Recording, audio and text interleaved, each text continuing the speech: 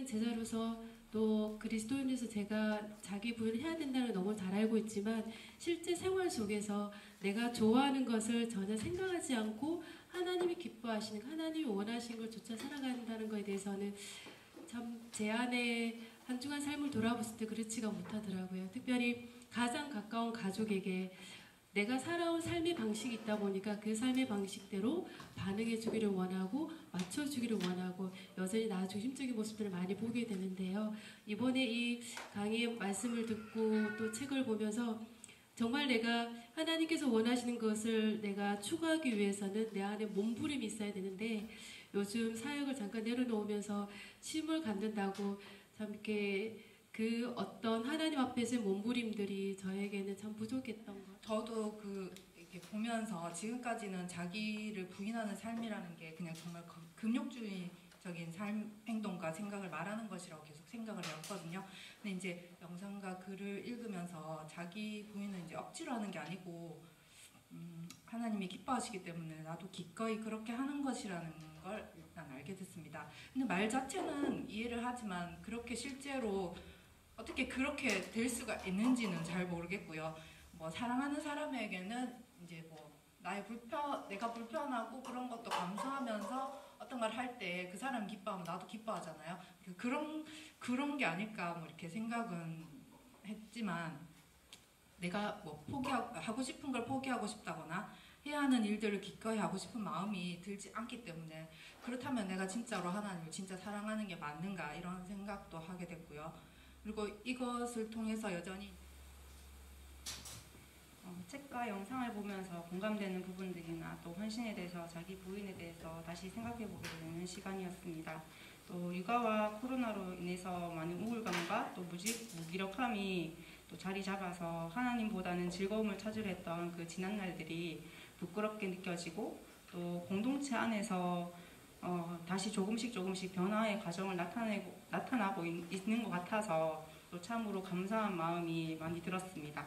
또 헌신은 은사가 있는 사람, 그리고 또 잘하는 사람, 똑똑한 사람이 해야 된다라고 생각을 해가지고 또 많이 남들과 비교하면서 또 힘들어한 제 자신이 좀 이 영상을 보면서 어리석게 느껴지고 또 교만하다라는 그 생각이 좀 많이 들었었고 제 선에서 또 하나님을 의지하면서 헌신의 자리에 있고자 노력하고 있습니다.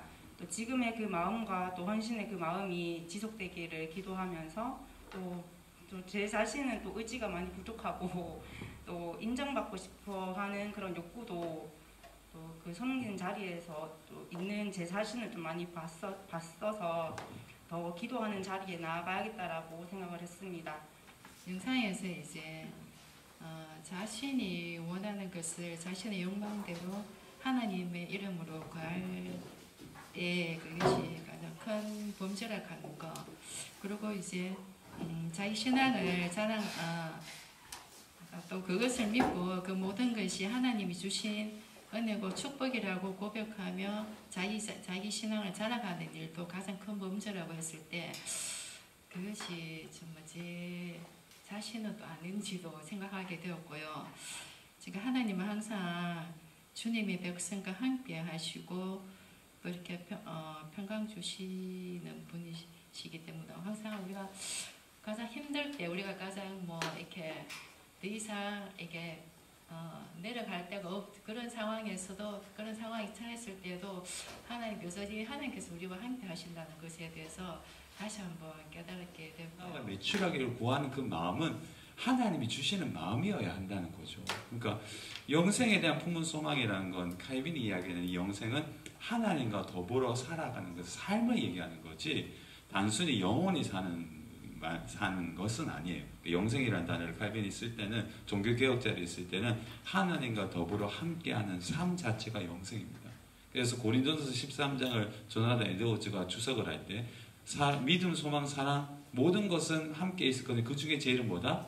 사랑이다. 천국은 믿음 필요 없어요. 이미 왔기 때문에. 소망 필요 없어요. 이미 소망 끝나게. 사랑 영원합니다. 사랑하는 과 함께 영원히 예배하고 교제하는 곳이 천국이에요. 즉 그리스도와 하나님을 사랑하지 않는 자가 천국에 간다는 것은 어불성설인 거잖아요. 생각해보면 맞죠? 그래서 예배가 평생 예배 드려야 된다면 천국 안 가겠습니다라는 우스갯소리 얘기는 굉장히 좀 우습게 얘기지만 굉장히 진리가 담겨져 있는 거죠. 좋아하지 않는 사람과 평생 여러분 함께 하고 싶습니까? 안 하고 싶죠.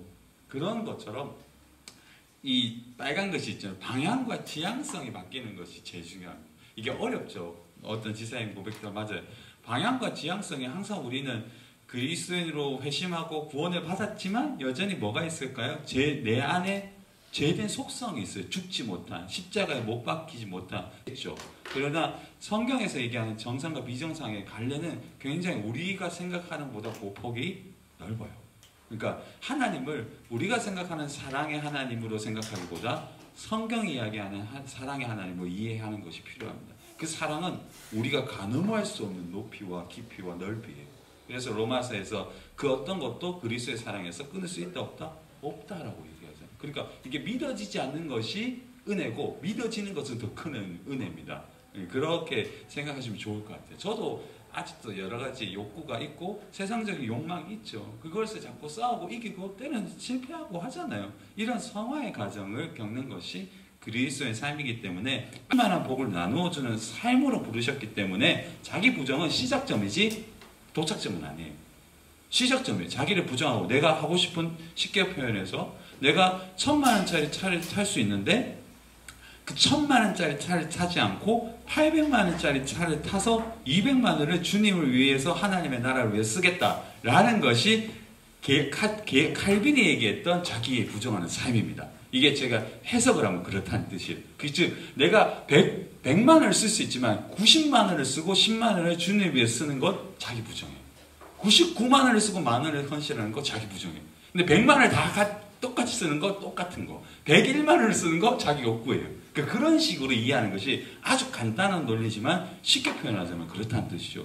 그래서 여러분 헌신이라는 게 어렵지 않은 게 지금 여러분들이 온 것 자체도 헌신이고 여러분들이 헌금이든 무엇이든 이렇게 김밥을 또 나누고 이런 모든 것들 상담을 받아주고 커피 한 잔 함께 하는 것조차도 하나님 앞에서는 자기 부정일 수도 있죠. 그러나 성경에서 칼빈이 이야기한 기독교 강론에서 얘기하는 대로 내가 하나님의 영광을 위해서 자기를 부정하고 정말 그 사람과 하나님 이름을 위해서 1000만원, 100원 이런 건 괜찮은데 나의 의를 드러내기 위해서 뭔가를 던져줬다. 그건 이제 상급이 없는 거죠. 그건 누가 할까요? 나는 나라. 그래서 저는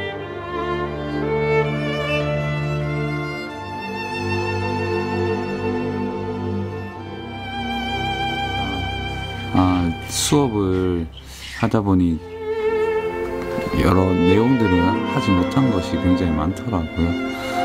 이번 자기 부인의 내용이 굉장히 중요했는데 앞에 여러 가지 좋은 내용들을 많이 하다 보니까 중요한 핵심을 많이 놓친 것 같아가지고 오늘 영상으로 특별히 이 영상을 촬영했는데 그게 다 녹화가 안 되고 또 오류가 좀 있어가지고 금요 기도회 끝나고 나면 좀 거의 12시가 넘어가기 전에 한 10분 전인데요. 늦은 밤이지만 함께 PPT로 또 이렇게 좀 이야기로 한번 나누고자 합니다. 여러분 자기 부인에 대해서 오늘 여러 가지 귀한 나눔도 많았고 또 좋은 설명도 저도 여러 가지 많은 우리 귀한 분들의 지사님의 얘기를 통해서 그 여러 가지 부분들이 저에게도 많이 도움이 되더라고요. 특별히 저는 자기 부인에 대한 성경적인 근거가 굉장히 많죠. 마태복음 16장 24절, 마가복음 8장 34절, 누가복음 9장 23절 같은 경우 자기의 부인이라는 굉장히 명료한 예수님의 말씀이 있고 사실 그것을 통해서 우리가 문맥상에서 자기 부인에 대한 의미를 좀 정확하게 성경적으로 이해할 수도 있습니다. 그래서 이게 자기를 부인한다는 것은 문맥으로 보자면 굉장히 희생을 하고 모든 것을 하나님께 던지고 이런 차원이 아니라 매우 긍정적이게 주어졌다는 사실을 우리는 좀 알 필요가 있어요. 순종하고 우리가 하나님의 뜻에 자기를 부정하고 진심으로 내려놓고 하나님의 영광을 위해서 살아가는 그 길은 결국은 논조가 문맥상으로 보면 굉장히 긍정적인 요소인 거죠. 너희가 만약 자기를 부인하고 십자가를 지고 하나님을 향하여 살면 결국 그 영광의 길은 하나님께서 펼쳐 보여주신다는 어떤 문맥에서의 이야기를 우리는 이해할 수가 있습니다. 그래서 자기 부인은 결코 우리에게 부정적인 어떤 느낌을 주어서는 안 된다는 것을 우리 좀 느껴볼 필요가 있죠. 그렇기 때문에 이 자기 부인이라는 것은 통치의 영역을 거부한다는 겁니다. 즉, 제 본성의 통치의 영역에서 은혜의 영역으로 들어가서 긍정적으로는 하나님의 결정과 판단에 맡기는 것이고, 자기 부인은 자기 포기가 아니라 자기 의탁에 가깝다는 거죠. 자기 부인을 긍정적으로 보면 자기를 포기하는 것이지만 결국 그것은 자기를 하나님께 의탁하는 것이기 때문에 굉장히 좋은 거죠. 그리고 그 자기 부정의 목적은 하나님께 영광을 돌리고 이웃을 위한 삶이고, 나아가 교회와 또 하나님의 백성답게 살아가는 삶의 방식으로서의 봉사의 삶인 거지, 자기 부인 자체가 목적과 결과물이 되지 않습니다. 그게 금욕주의잖아요. 자기가 무엇인가를 해서 무엇인가를 헌신하고 어떤 금욕에 성공했기 때문에 그것이 목적이 되는, 그럼 결국 교만해지는 거잖아요. 결코 자기 부인은 그 자체가 목적이지 않다는 사실을 우리는 꼭 기억해 볼 필요가 있습니다. 그래서 칼빈은 이렇게 얘기합니다. 하나님은 자유로운 마음으로 존귀와 사랑을 받기 원하시며 모든 보상의 소망이 제거되더라도 자신을 섬기는 종을 인정하신다. 그러니까 어떤 보상이 없더라도 하나님을 섬기는 그 종을 하나님이 인정하신다는 거죠. 그게 바로 자기 부정인 거죠. 사실 대가 없는 희생을 강요할 수 없을 뿐더러 그것은 결코 우리 안에서도 별로 좋아하지 않는 겁니다. 그런데 자기 부인은 결국 그 어떤 대가가 없을지라도 자기 스스로를 내어놓을 수 있는 용기가 있다는 뜻이고, 기쁨으로 그렇게 한다는 뜻이기 때문에 자기 부인은 그만큼 굉장히 그리스도의 삶 가운데 성숙의 지표이자 쉽지 않은 영역이기도 하죠. 그런 의미에서 저는 베이직 신앙고백에서 24조를 굉장히 좋아하거든요.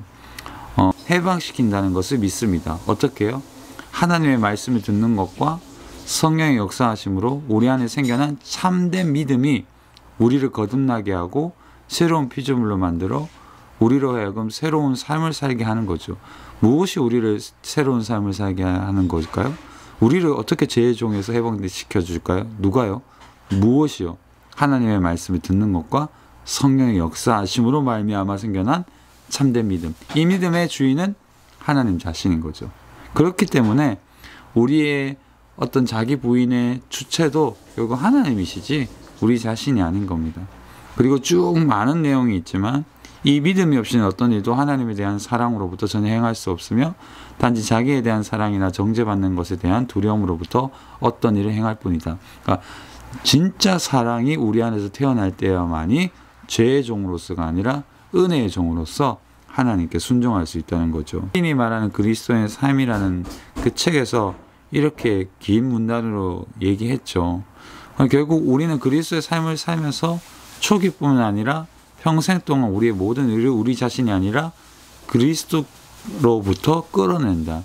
우리의 삶의 시작도 마지막 영화로워지는 순간까지 결국 우리에게 필요한 것은 우리의 의가 아니라 하나님의 의고 하나님의 참된 놀라운 중생과 더불어 성화시키시는 역사가 필요한 거죠. 그래서 우리는 우리 자신의 힘으로 무엇인가를 이룰 수 없는 존재입니다. 결국 하나님의 은혜가 필요하다는 거죠. 바로 그 얘기를 오늘 저는 하고 싶었고 여러분들과 함께 나누고 싶었습니다. 많이 얘기드리 못한 부분들이 있는데요. 다음 주에 십자가를 지는 삶을 통해서 또 여러 가지 부분들을 좀 나누었으면 좋겠습니다. 한 주도 평안하시고 강건하시기를 예수님의 이름으로 축복합니다. 좋은 꿈 꾸십시오.